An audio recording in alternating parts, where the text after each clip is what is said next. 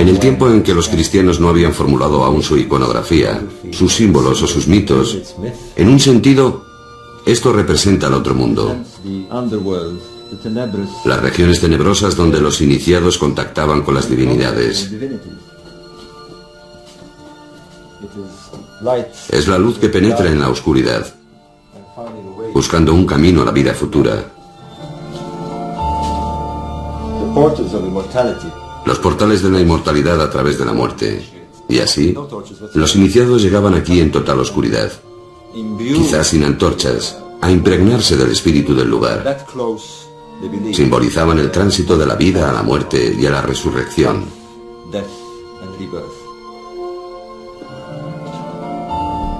Entre la gente que venía aquí estaban los primeros cristianos. Todavía existía un vínculo entre los cultos mistéricos del antiguo Egipto y la religión gnóstica. Y vemos a los cristianos practicando los rituales de los egipcios.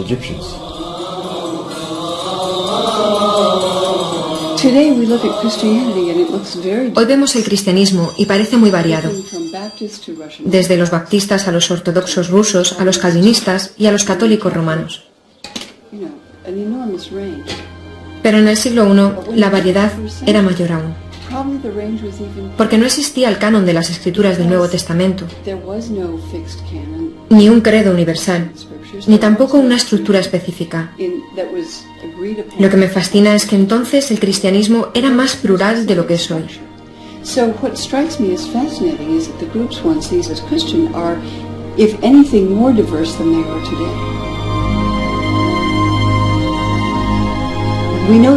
Sabemos que hubo muchos evangelios que los seguidores de Jesús leyeron, escribieron, veneraron, y también muchas otras obras, cartas, epístolas, poemas, himnos. Los cristianos contemplan los inicios de su fe con nostalgia. Un tiempo en que la palabra de Jesús y sus apóstoles sonaba como auténtica, cuando el credo era claro y su contenido incontestable. Pero ahora los documentos descubiertos arrojan otra luz sobre sus orígenes. Si los cristianos hoy veneran a Jesús como al único Hijo engendrado por Dios, que murió para redimirnos de nuestros pecados, los primeros seguidores de Jesús parecen haber tenido creencias diferentes. Los cristianos judaicos cayeron sobre el valor de salvación del sacrificio de Cristo en la cruz. Creían que era un iluminado, un iluminador. Para ellos, no hay nacimiento virginal, ni resurrección, ni cruz, solo las palabras de Jesús, percibido como la encarnación de la sabiduría divina.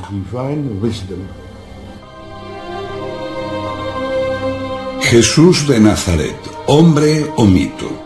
Los que estuvieron con él no parece que lo recordasen como al único Hijo de Dios, pero perecieron en el holocausto del alzamiento judío contra Roma. ¿Lo describen tan claramente los evangelios?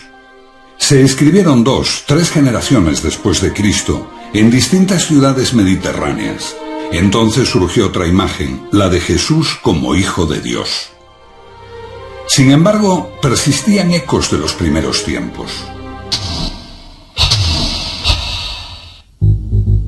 Edad Media, el sur de Francia. Una fe diferente surgía y proponía otra visión de Cristo. La Iglesia considera herejes a esa gente, peor que demonios. Durante décadas, la furia de la Iglesia se alza contra los cristianos gnósticos. Los cruzados diezmaron a la población. Se creó la Inquisición para quemar a esos cátaros, como ellos se llamaban a sí mismos, los purificados, los puros.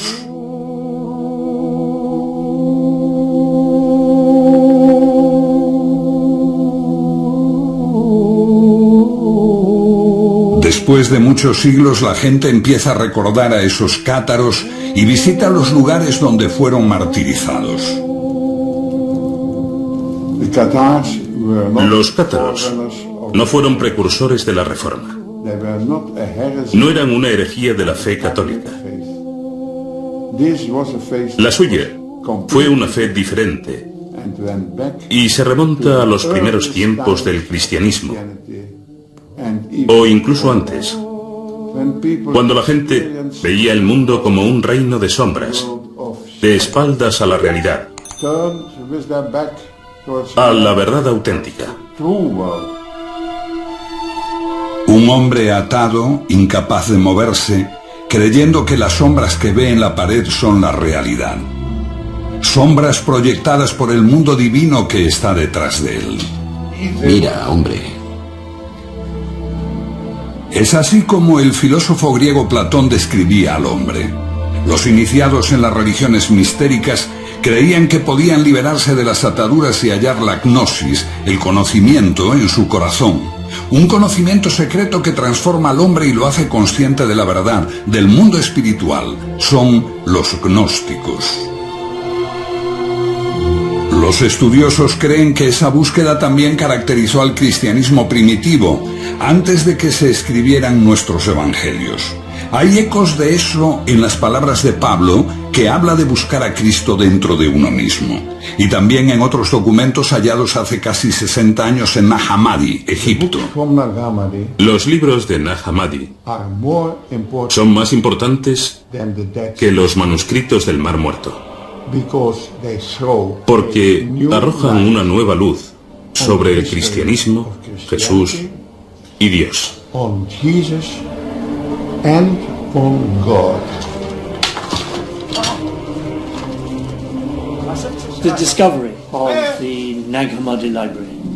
El descubrimiento de Nag Hammadi supone un cambio radical en nuestra idea del cristianismo primitivo.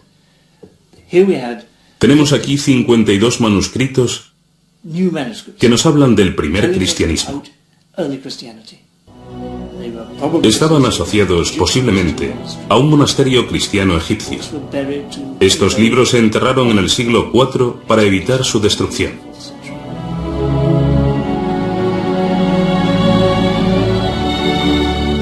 Nos dan abundante información. Es asombroso que los cristianos no se precipitasen a leer el Evangelio de Tomás y todos esos textos maravillosos.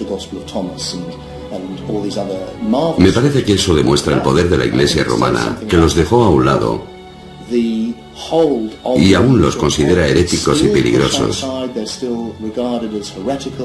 Y por supuesto lo son. Son peligrosos para la Iglesia literalista, porque ponen en cuestión su interpretación.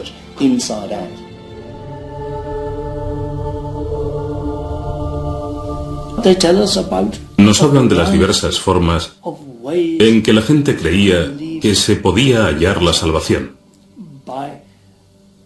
Por la contemplación, por la expansión de la chispa divina que hay en nosotros, comunicándose con Dios, buscando en nuestra propia alma, una búsqueda individual de lo divino, sin la ayuda de sacerdotes u obispos. Suena atractivo. El gnosticismo es atractivo, sobre todo para la mente moderna, porque promueve una religión para el individuo, no para la Iglesia. Creo que es lo que los humanos han buscado siempre, hallar la divinidad por sí mismos. Pero esto es una simplificación, porque se trata de algo mucho más complejo. En cierto modo, es como tomar un baño de espuma y que entre jabón en los ojos. Enceguece a la vez que limpia.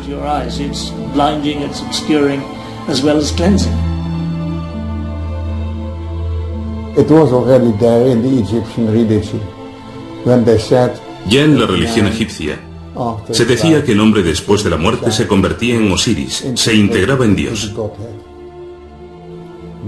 El hombre es un dios caído que recuerda el paraíso. Este es el concepto de todos los misterios de la antigüedad, de Isis, de Mitra, de Adonis.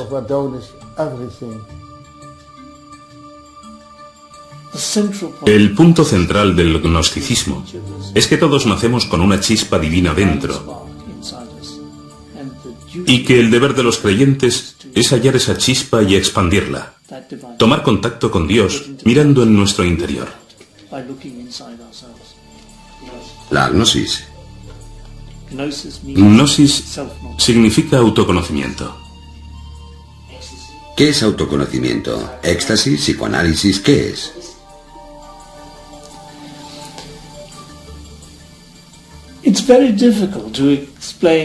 Es muy difícil explicar qué es el autoconocimiento y cómo se obtiene. No es como el psicoanálisis. No es una exploración intelectual del alma, ni el éxtasis. Es la contemplación de uno mismo. A veces con la ayuda de un líder.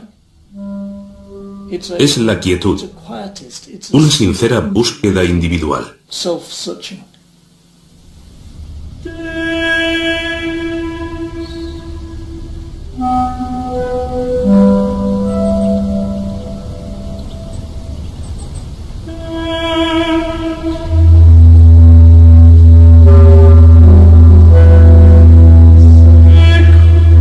Creo que la idea básica que subyace en el gnosticismo es que estamos confundidos en nuestra idea sobre lo que es la vida y sobre quiénes somos. Adentrarnos en un entorno como este echa abajo nuestros esquemas. Estás cara a cara con el mayor de los misterios, la muerte. La idea de que dejarás de existir como forma física y te enfrentas con el misterio absoluto del que proviene todo, el misterio que somos, el misterio que es.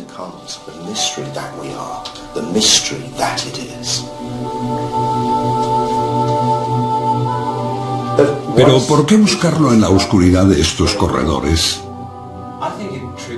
Creo que estimula la experiencia mística con la emoción de la oscuridad y los ecos de las cámaras. Todo eso conduce a un estado místico.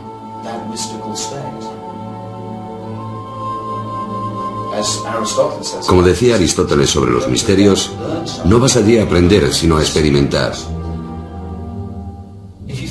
Si crees que solo es un proceso intelectual, te equivocas. Es algo mucho más grande que eso.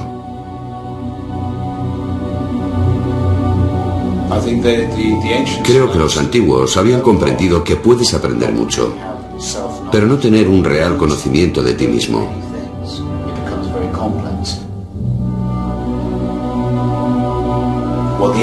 Lo que los antiguos buscan es un retorno a la totalidad, el conocimiento de la unidad de todas las cosas. Durante más de 2000 años la gnosis fue reprimida. Principalmente supimos algo de ella por las acusaciones de los padres de la Iglesia. Pero el hallazgo de Nag Hammadi en 1945 cambió para siempre nuestra forma de ver los orígenes del cristianismo. Los que los hallaron al principio los desecharon. Cayeron en manos de traficantes, algunos fueron quemados, pero finalmente llegaron a manos de la ciencia gracias a personas como Gilles Quispert, que llevó los manuscritos más importantes a Europa, y a sus amigos, entre ellos el gran psiquiatra Carl Jung.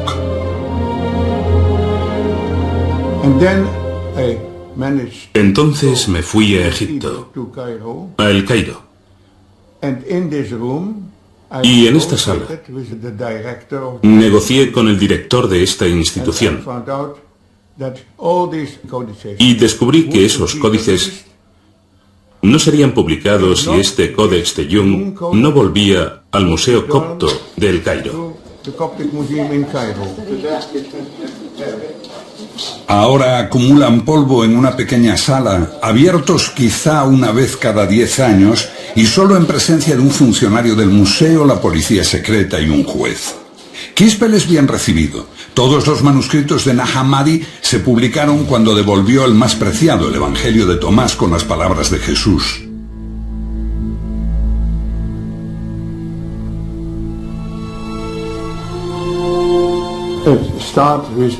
Empezó diciendo: estas son las palabras que Jesús dijo y que Dídimo Judas Tomás escribió. Y él dijo: quien descubre el sentido de estas palabras no conocerá la muerte. ¿Quién es Dídimo Tomás? Dídimo Judas Tomás Significa Judas el mellizo o el gemelo. Fue uno de los hermanos de Jesús. La tradición de la Iglesia posterior transformó a Tomás en el apóstol que no creía que Jesús había resucitado. El escéptico Tomás fue el discípulo más fiel de su maestro. ¿Fue quien entendió mejor a su hermano? Según el Evangelio de Tomás, sí. Se dio por sentado que no era el hermano gemelo de Jesús en sentido literal, sino más bien que quien lea este Evangelio puede llegar a reconocerse como gemelo de Jesús.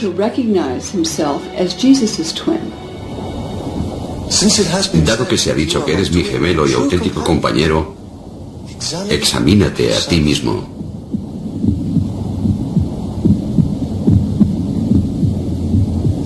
Examinarse a uno mismo. Así puedes comprender quién eres.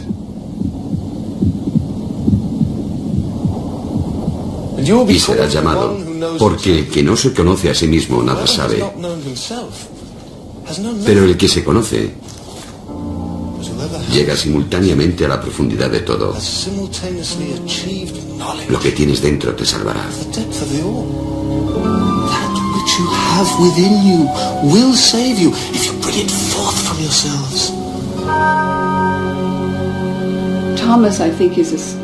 Creo que Tomás se interpreta simbólicamente, que todo el que viene a ver a Jesús viene a verse a sí mismo como el gemelo de Jesús, el que es creado a imagen de Dios, como Él lo fue. ¿Qué dice el Evangelio de Tomás? Bueno, el Evangelio de Tomás es una colección de dichos que prometen revelar algo. Lo que el oído no puede oír, lo que el ojo no puede ver, lo que ninguna mano ha tocado y lo que nunca se le ocurrió a ninguna mente humana. Bueno, eso eres tú. Tú eres lo que no puedes oír ni ver, tu esencia, el conocimiento mismo. Y creo que esta es la clave si quieres entender qué es el cristianismo y qué es el paganismo. Un viaje de autoconocimiento. Este era el gran precepto que el dios Apolo dio a los paganos en el oráculo de Delfos. Buscar la gnosis, el autoconocimiento, conocerse a uno mismo. Y lo mismo sucede con los cristianos. Lo que busca es la parte de ti que no puede morir. No es que se te vaya a dar algo que no tengas ya, es descubrir que ya eres inmortal. Porque tu esencia no es el cuerpo.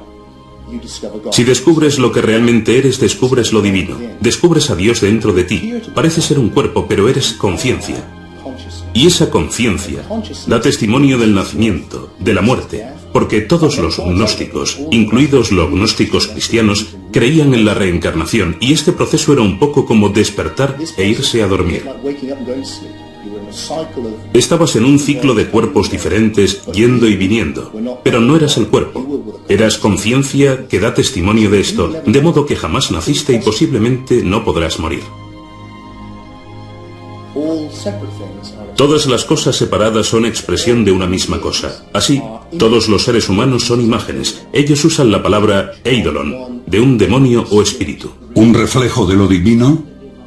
No tanto un reflejo, sino la forma en que lo divino se hace consciente de sí mismo. Para el Padre, ellos emplean el término la deslumbrante oscuridad. ¿Te imaginas la luz sin nada que reflejar? Es lo oscuro. Entonces, la luz en sí misma es oscura. Y usan el término brillante oscuridad. Potencialidad pura, solo luz. Solo conciencia, sin nada de lo que ser conscientes. Cuando eso crea algo por sí mismo para ser consciente, o como la luz algo para reflejar, el universo cobra existencia. Esta conciencia de Dios se expresa a sí misma en todos los seres. Así que todos nosotros somos imágenes o eidolons de la conciencia universal que es todo, que es Dios. El mito cristiano tal como lo conocemos marca un profundo abismo entre el hombre y Dios. Dios es Dios, nosotros simples mortales.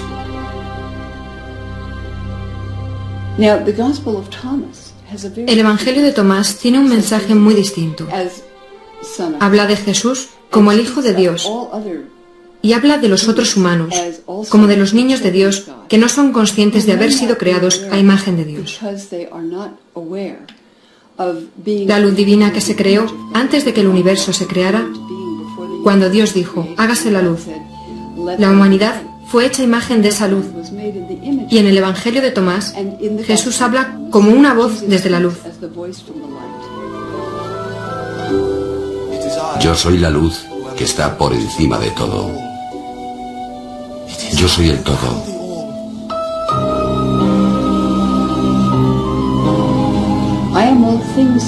Soy todas las cosas. Todas las cosas salen de mí. Estoy en todas las cosas. Rompe un trozo de madera y estoy allí. Levanta la piedra y me encontrarás.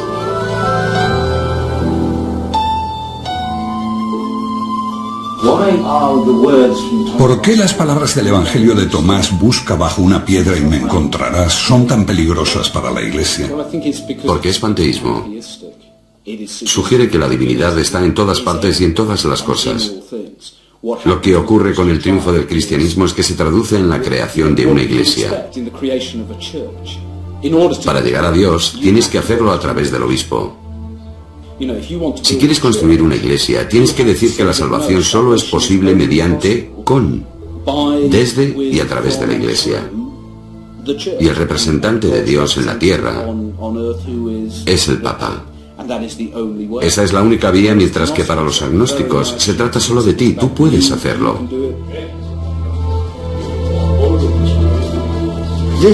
Esa fue la revelación de la gnosis, que tu esencia es inmortal.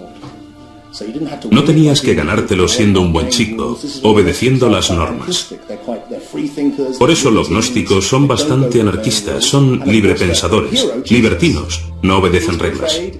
Y por supuesto, su gran héroe Jesús es descrito en sus relatos como un libertino que se relaciona con prostitutas y gente poco respetable. Él rompe las normas, no respeta el sábado y ataca a las autoridades religiosas. Es un clásico carácter gnóstico. Ellos eran así. Porque para ellos no hay que obedecer las reglas, para ellos se trata de descubrirse a sí mismos, lo que eres de verdad. En el Evangelio de Tomás el mensaje es más importante que el mensajero. Es anterior a los 4 evangelios, como ocurre con un hombre considerado como fundador de la fe cristiana, pero que se empieza a ver con una luz diferente, Pablo. Pablo es gnóstico, habla del Cristo interior.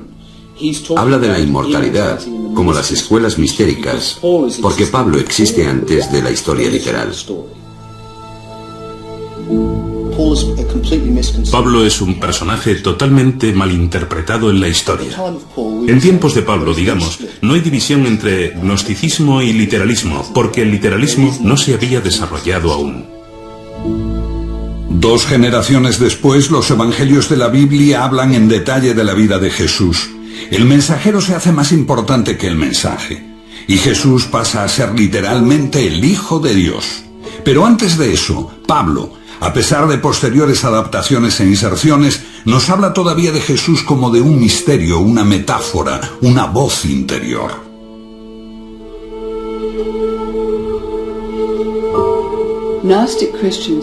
Los cristianos gnósticos creían que Pablo era su maestro, el padre de la iglesia Tertuliano, que despreciaba a los gnósticos. Llamaba a Pablo el apóstol de los herejes, porque los herejes, pensaba, amaban a Pablo, citan a Pablo, apoyan a Pablo, porque su enseñanza es muy misteriosa y a veces muy profunda. Si es así, el pensamiento de Pablo coincide con la mayor parte de las ideas elaboradas aquí. Quizá la ciudad más grande de la antigüedad, en la encrucijada de Asia, África y Europa, la ciudad de Alejandría. Alejandría en ese tiempo, la segunda ciudad del occidente. Allí se originó el gnosticismo. Allí vivían los egipcios, los griegos, Y había más judíos en Alejandría que en Judea y Galilea en aquella época.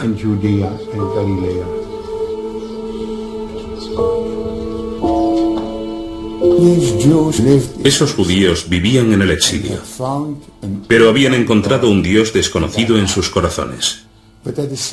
Al mismo tiempo, no podían encontrar a ese mismo Dios en el mundo, porque el mundo estaba lleno de mal y sufrimiento. Y el buen Dios, el verdadero, lleno de misericordia, envió a Jesús para redimir a la humanidad de Yeldebaoth.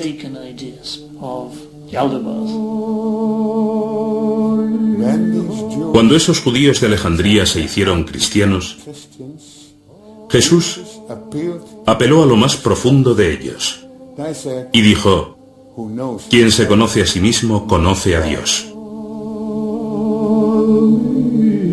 Mito o metáfora, en la figura de Jesús está también la semilla de la discordia. En torno a su persona sobrevino una batalla de ideas que separó las dos posturas. Sí, una de las mayores pugnas entre los seguidores de Jesús fue la cuestión de por qué Jesús murió de manera tan terrible. Para las comunidades ortodoxas, la única forma de encontrarle un sentido religioso era interpretarlo como un sacrificio redentor. Pero este sacrificio redentor solo tenía sentido si todos necesitábamos redimirnos del pecado. Así, los cristianos desarrollaron la idea de que teníamos que haber pecado terriblemente, sin posible redención. Entonces, la idea de que el Mesías de Dios muere en un sacrificio redentor por los pecados del mundo se convierte en una forzada explicación de su crucifixión. Así nace un nuevo elemento en la relación entre el hombre y la divinidad: el pecado original. El elemento central del mensaje cristiano, su fuerza, reside en la culpa, que Dios está mirando, sabiendo no solo todo lo que hacemos, sino también todo lo que pensamos. Creo que el cristianismo es bastante excepcional en el sentido de que Dios lo ve todo y castiga a los creyentes por sus malos pensamientos, por los pecados de la mente. El pecado y la culpa crearon un credo en el que predomina el miedo a Dios y al infierno, siempre presente en las prédicas de los sacerdotes. No es una idea que compartieran los gnósticos. La palabra pecador no figura en su diccionario. El Evangelio de Tomás no habla mucho de la discontinuidad entre Dios y nosotros mismos, sino de humanos creados a su imagen divina y, por tanto, con una especie de conexión, de afinidad con lo divino. El hombre es un Dios caído que recuerda el paraíso. Ese es el concepto de todos los misterios de la antigüedad y también de la gnosis. No hay espacio para el pecado. Por supuesto, eso no significa que seamos divinos y más, sino más bien que podemos encontrar nuestro camino hacia Dios cuando hallemos el camino hacia nosotros mismos, y que existe un medio de reparación para los pecados y errores que cometamos. Pero pecar es tan esencial que Jesús tuvo que morir para redimirnos, un argumento tomado de un antiguo mito: Adán y Eva y el primer pecado que hizo al hombre mortal. Los cristianos pusieron más énfasis en el pecado de Eva que los judíos. Antes del cristianismo ortodoxo, el pecado no era una cuestión central. Los maestros judíos, paganos, gnósticos coincidían en que tenemos la capacidad de seguir o de desobedecer a Dios. Tenemos buenos y malos impulsos. Se entendía que esta era la condición humana. Existe un gran debate sobre esto, porque algunos cristianos creían que era absurdo lo de comer una manzana. Una desobediencia inocente por la que Dios condena a los hombres a una existencia inferior, lejos del paraíso. Un castigo totalmente desproporcionado.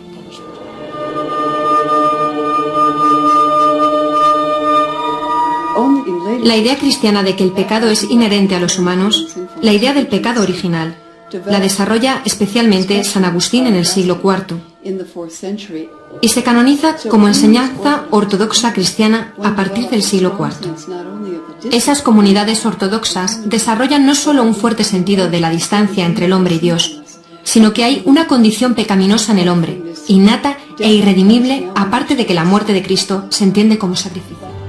Jesús, un iluminador, la voz, el símbolo de lo divino. Un gnóstico veía a Jesús como al hombre que recibió la iluminación con el bautismo, cuando se transforma como Buda en aquel que conoce, el Cristo.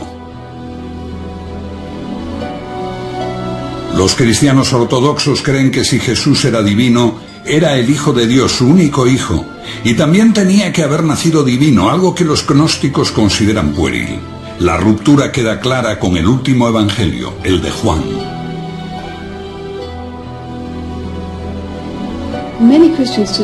Muchos cristianos pensarán hoy, desde luego, el cristianismo dice que Jesús es el Hijo de Dios.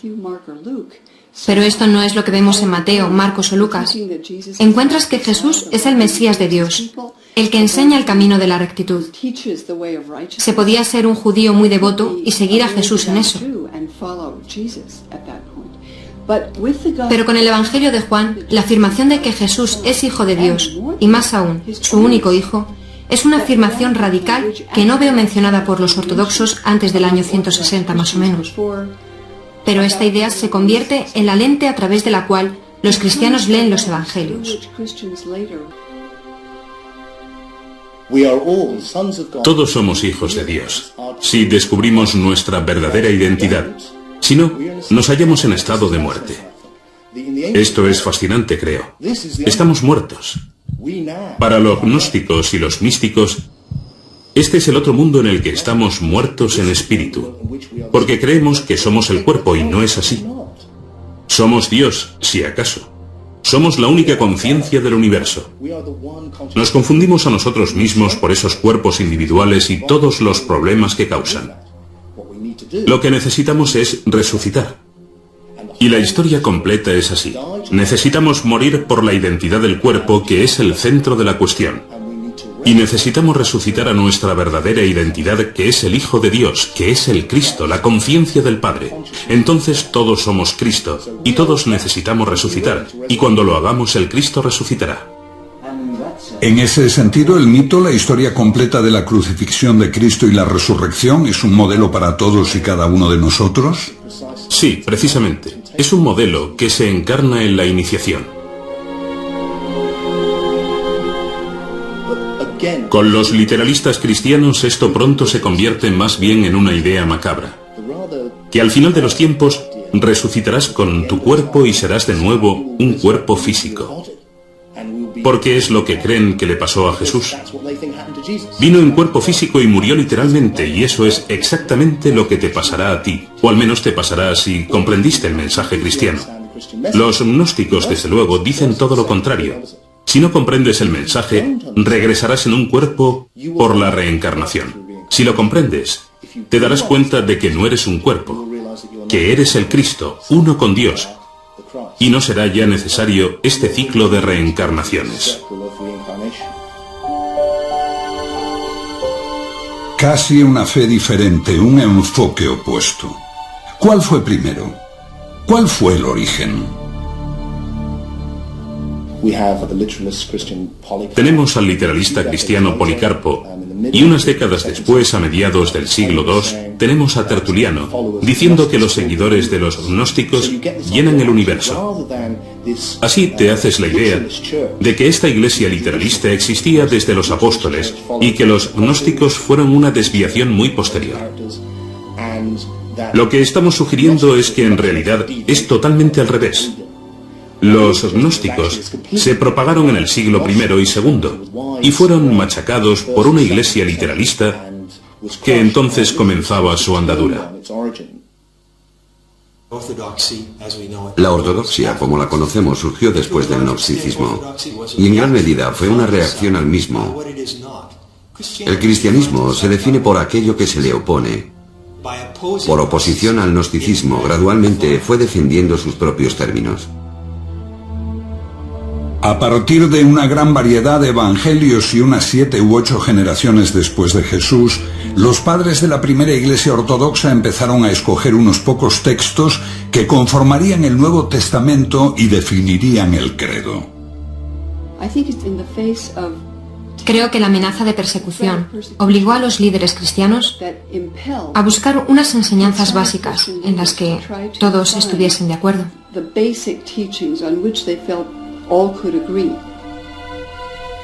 En esta selección, las opiniones gnósticas eran demasiado complejas y fueron desestimadas. Una de las grandes bazas del cristianismo es la simplicidad con que se transmite el mensaje. Decir que Jesús es el Hijo de Dios. Jesús vino a salvarnos por nuestros pecados. Jesús murió por nosotros, sabiendo que estas insignificancias son el pase que da entrada a la iglesia cristiana.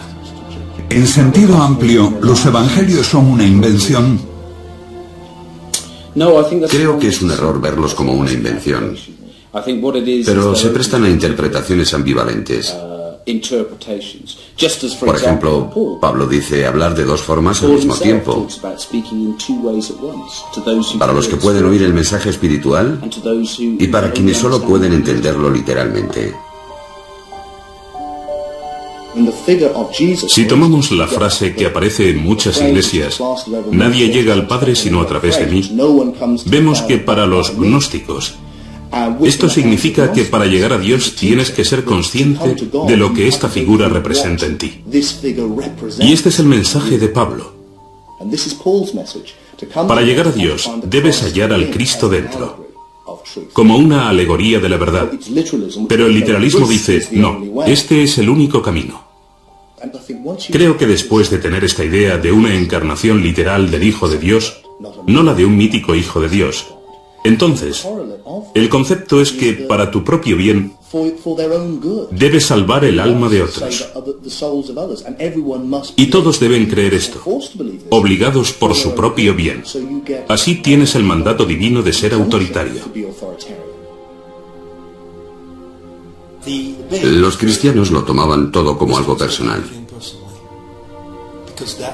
Pero cuando personalizas a la divinidad, la cargas con toda la ira, críticas, resentimiento y agresividad que existe en la personalidad humana. ¡Hereje! Los cristianos se enfadaron mucho porque tomaban como algo personal que su Salvador fuese rechazado. Los gnósticos solo querían descubrir dónde estaba la verdad. Los gnósticos atacaron las opiniones de los primeros cristianos. Pero los cristianos no solo atacaron las opiniones de los gnósticos, atacaron a los propios gnósticos. Ambas creencias podrían haber coexistido, pero con la aparición de este hombre, Constantino, el primer emperador romano en abrazar la fe cristiana, se despertó el ansia de alcanzar el poder supremo en la joven iglesia.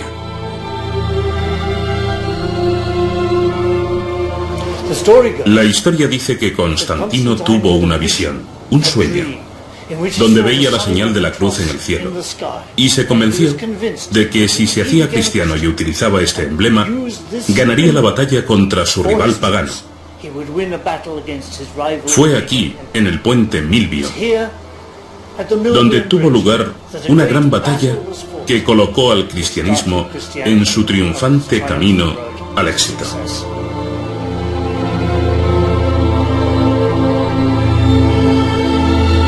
En el Concilio de Nicea, año 324, Constantino establece todas las diferencias respecto al credo. Compañeros ministros, creemos en un Señor, Jesucristo, el Hijo de Dios, un Dios de Dios. 3 siglos después de su muerte, Jesús es proclamado Hijo de Dios por decreto imperial, y se prohíbe cualquier otra opinión.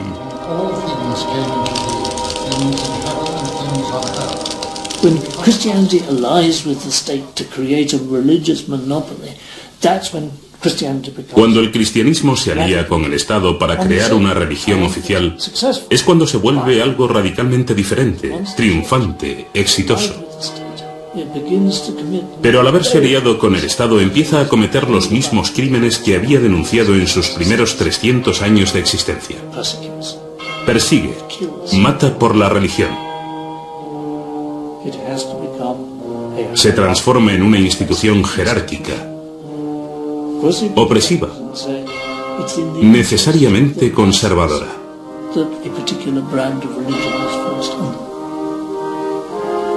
But it's not my fantasy, my imagination of how religion best proceeds. Es interesante Constantino. Cuando Constantino se convierte, uno de sus primeros actos es hacerle a las iglesias de Roma grandes regalos de plata y oro. 12 estatuas de tamaño natural de los apóstoles y 2 estatuas de plata de Jesús en tamaño natural. Así, 20 años después de su conversión, las iglesias de Roma parecen templos paganos, y esto es solo una muestra de la riqueza que obtiene la iglesia en el siglo IV. La alianza con el Estado significa riqueza para la iglesia, riqueza para los obispos, riqueza para el Papa de Roma. ¿Es corrupta la iglesia? Sí. ¿Conserva un sentido de sus orígenes, el sentido de la importancia de la pobreza? Sí. Entonces la iglesia se divide entre la pobreza y la abstinencia de los monjes y la riqueza de los obispos. Pero aún así, los obispos conservan un sentido de recuerdo de la caridad, de la virtud, lo mejor de ellos. Esto siempre desgarra, hay siempre esta tensión interior. Jesús jamás fundó una iglesia. No dejó instrucciones para una iglesia. Es una invención posterior, diseñada para reforzar el poder de la Iglesia católica. Es inconcebible que Jesús, un simple hombre de Galilea, pretendiese fundar una iglesia universal. ¿Piensa que Jesús dio alguna autoridad a Pedro? Otra vez, esas leyendas son invenciones, como la donación de Constantino. La donación de Constantino es una farsa. Había un documento que la Iglesia en la Edad Media afirmaba que era un contrato escrito por Constantino en su lecho de muerte. Aquí os doy el imperio para que lo custodiéis. Entonces, cuando este se reveló como una falsificación, se inició la Reforma Protestante. De algún modo todo lo que hemos hecho es escuchar a los perdedores. Fueron destruidos en el siglo IV. Hemos retrocedido y dijimos, solo porque perdieron esa batalla, solo porque la Iglesia romana, con sus ideas de un Jesús histórico y una religión literalista tomó el mando, no quiere decir que su versión de los hechos sea la verdadera. ¿Qué le pasó a los perdedores? Fueron erradicados. Todos los que conociesen la otra historia, gnósticos y paganos, fueron expulsados del imperio. Los templos se derribaron, los filósofos fueron asesinados, los libros prohibidos y quemados. Si el cristianismo era la religión favorita de Dios, entonces uno podía pensar que al triunfar se hubiera entrado en la Edad de Oro. Todo lo contrario, se entró en un tiempo de oscuridad, en el que la gente incluso olvidó cómo hacer casas de ladrillos. Y hubo que esperar hasta el Renacimiento, cuando esos instruidos paganos regresaron a Italia, a Florencia. Los libros de Platón, que habían estado prohibidos durante 1000 años, volvieron como la hermética y de pronto Botticelli empezó a pintar cuadros de dioses paganos. Lo llamamos el renacimiento de la cultura occidental, porque ésta vuelve a ocupar el lugar que tenía antes del triunfo del cristianismo. La creencia en la historia de Jesús era originalmente solo el primer paso en la espiritualidad cristiana, el misterio exterior. El significado debía explicarlo un maestro iluminado cuando se estuviese maduro espiritualmente. Una comprensión mística de Dios más allá del simple dogma. Aunque había muchos grandes místicos cristianos en los últimos siglos que intuitivamente vieron este nivel simbólico más profundo, como cultura hemos conservado solo los misterios exteriores. Creo que conservamos la forma, pero hemos perdido el significado. Mientras las iglesias se vacían, la gente busca por todas partes. A veces tan lejos como el otro extremo del mundo, sin darse cuenta de que una antigua tradición que buscaba lo mismo yace en lo profundo de nuestro pasado.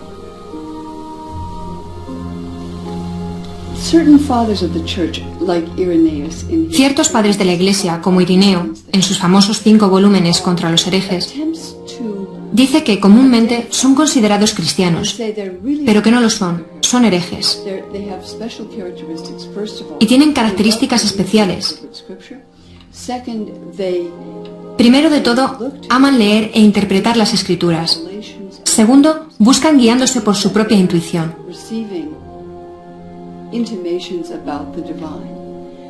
Tercero, están investigando constantemente, siempre abiertos a nuevas exploraciones.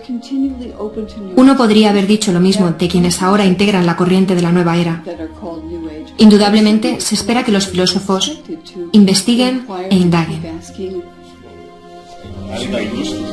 Preguntando, uno encuentra una tradición desarraigada, interrumpida por muchos siglos, complicada, a veces confusa. Todo esto parece un poco difícil de entender para un hombre moderno. Querido amigo, no hay atajos a la gnosis y ningún nirvana instantáneo. Me hizo reír con esto el anciano caballero, porque tiene razón, por supuesto.